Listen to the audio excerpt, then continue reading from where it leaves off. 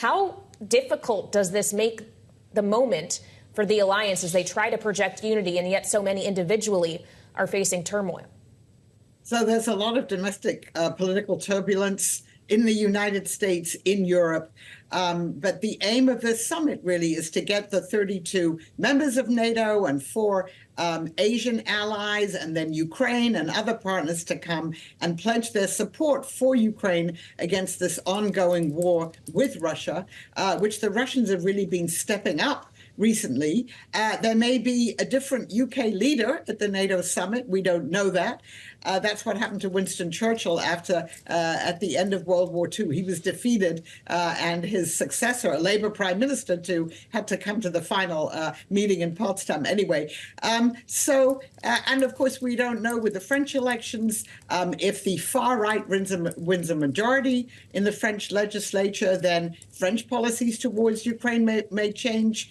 Of course, if Donald Trump wins in the United States in November, then American policy toward Ukraine and Russia will change. But still, I think the allies are determined to put on a show of unity with support for Ukraine and really highlighting the dangers to the European continent that this war presents.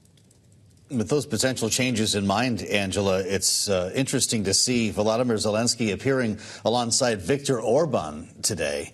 Obviously a disruptor in the EU's mission here, and not always a friend of President Zelensky, considering his close relationship, Orban's, with Vladimir Putin.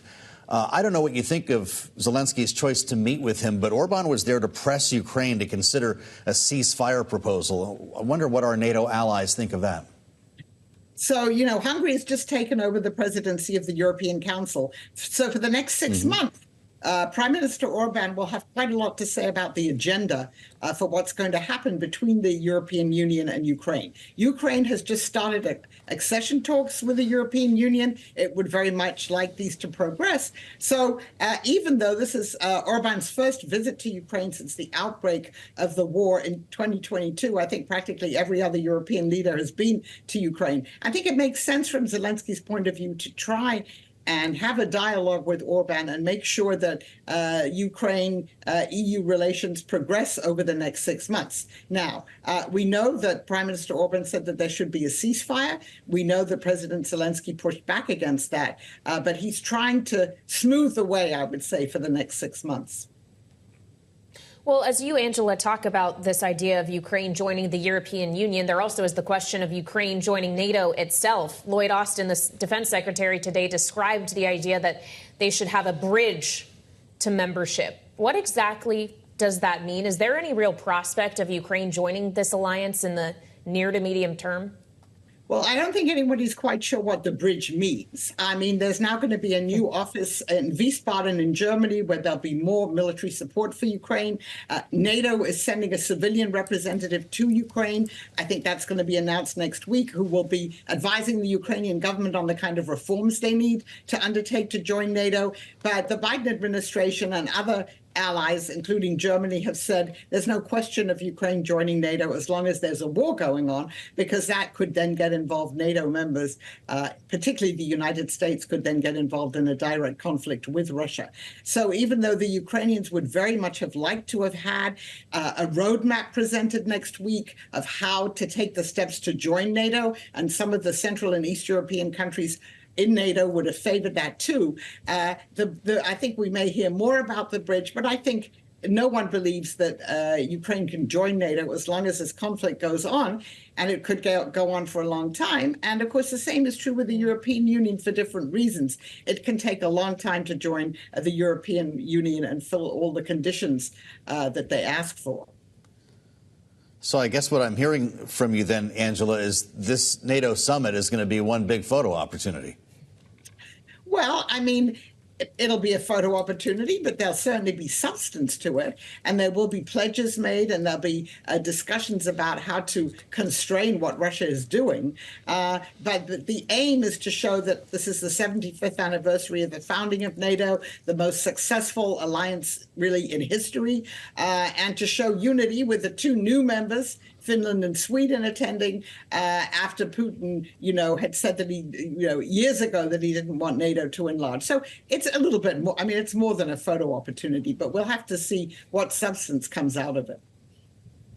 Well, Angela, earlier today, Bloomberg caught up with Julianne Smith, the U.S. ambassador to NATO, who spoke about the war in Ukraine and specifically about China's involvement. This is what she told us. China takes every effort, every chance it can get to argue that somehow it's a neutral player in this war in Ukraine. But in reality, the PRC is providing a long list of dual-use components, things like machine tools and microelectronics that are enabling Russia to pursue this war of aggression in Ukraine. So to the point you were making, Angela, about NATO wanting to act to restrain Russia, can Russia really be restrained without restraining China by extension? Well, it's an excellent question. Secretary Blinken yesterday gave a speech at Brookings where he talked about this again, that China really has to rethink and stop these sales of goods to Russia that enable it to continue the fight, that strengthen its defense industrial base. I think China understands that there could be a prospect of more sanctions on China now for what it's doing. China, as Ambassador Smith said, is certainly not a neutral party in this conflict.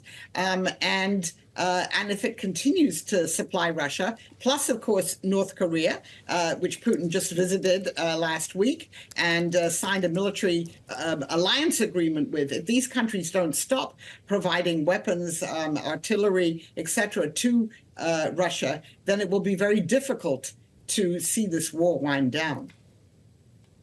Angela, a group of House Democrats is urging the Pentagon to begin training more Ukrainian pilots to fly F-16 fighter jets. We're looking ahead in this case many months that it would take, of course, for them to be ready. Will it make a difference? So the first F-16s are supposed to arrive in Ukraine maybe next week, the week after. The Russians bombed an airfield in Ukraine today where they think the F-16s will arrive. I think it will make a difference. Unfortunately, it takes a long time to train the pilots. They have to have the English language skills for that. Some of them are trained in the United States, somewhere elsewhere. But it will help. The Ukrainians need to combat Russian air power in a way that they really haven't been able to do because they're so vulnerable to it. So hopefully it will make some difference. But I think it's still the Ukrainians in a very difficult military position at the moment. And the most they can do, I think, for the rest of the year is to defend their territory from Russia taking any more of it.